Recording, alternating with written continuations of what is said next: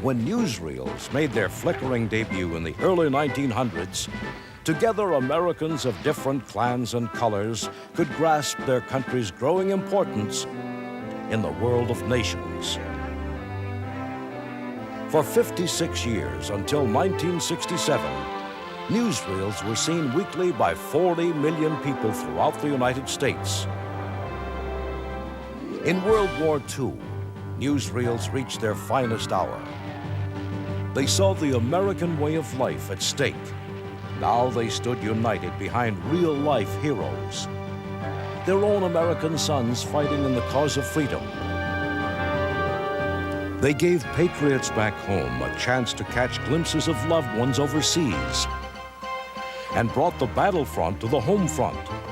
For this collection of edited newsreel footage covering the war years, we salute the courageous cameramen of World War II who gave their talents and sometimes their lives. A significant share of America's victory goes to them.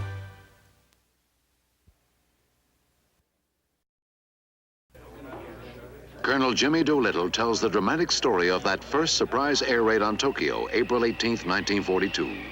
Each pilot, co-pilot, bombardier, navigator, gunner, and the ground crews were volunteers and were carefully trained for the specific mission. Because we had no bases near enough to bomb Japan, the carrier Hornet served as a takeoff runway for Doolittle's B-25 Air Force bombers. We approached the targets right on the treetops, pulled up to about 1,500 feet, and dropped our bombs. The damage done was terrific, both because of the low altitude and because of the highly inflammable nature of Japanese structures. The targets selected were all of a military nature. Among them was a cruiser. A salvo of bombs left it enveloped in flames. Doolittle's men then flew on to China and were welcomed by Madame Chiang Kai-shek. Only 70 of the 82-man crew returned. But the daring raid raised American morale, and President Roosevelt promptly decorated Doolittle with the Congressional Medal of Honor.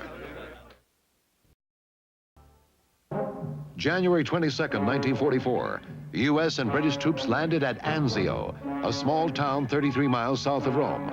The aim was to turn the flank of the Germans' Gustav Line, which barred the road to the Italian capital.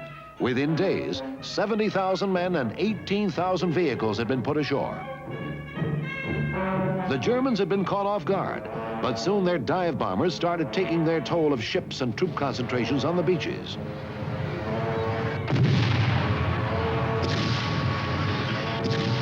Germany's Field Marshal Kesselring held the heights overlooking the Anzio beachhead and started pounding the Allies at will. For the American and British soldiers, it was concentrated hell, but they held on. In the end, it would take 4 months, 6 divisions, and heavy casualties to break out of Anzio. Correspondent Eric Severide would write as his opinion that the landing had been a stupid mistake.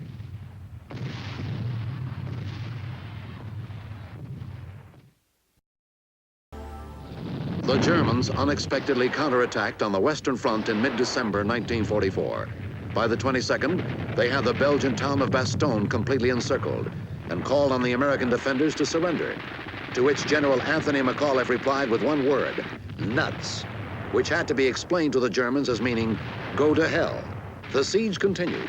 Eventually, key units of General Patton's Third Army were sent to the rescue of beleaguered Bastogne. They met heavy German resistance.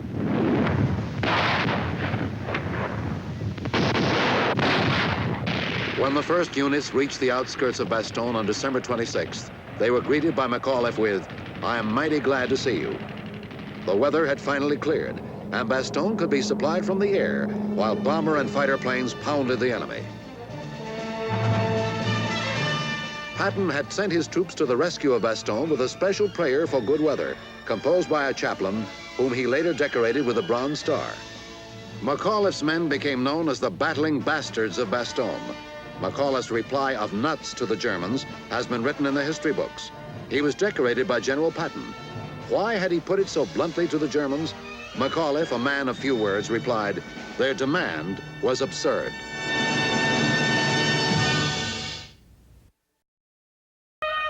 Hitler called it the Vengeance Weapon, or V-2, a rocket-propelled improvement on the V-1.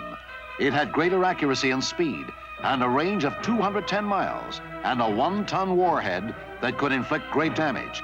It was first tested in 1942, not too successfully at first. In September 1944, the V-2 became operational. More than 5,000 were fired not only against England, but also Belgium and France, and at the end, even at some targets in Germany itself. In the midst of his final defeat, it was Hitler's last act of terror, claiming thousands of civilian casualties.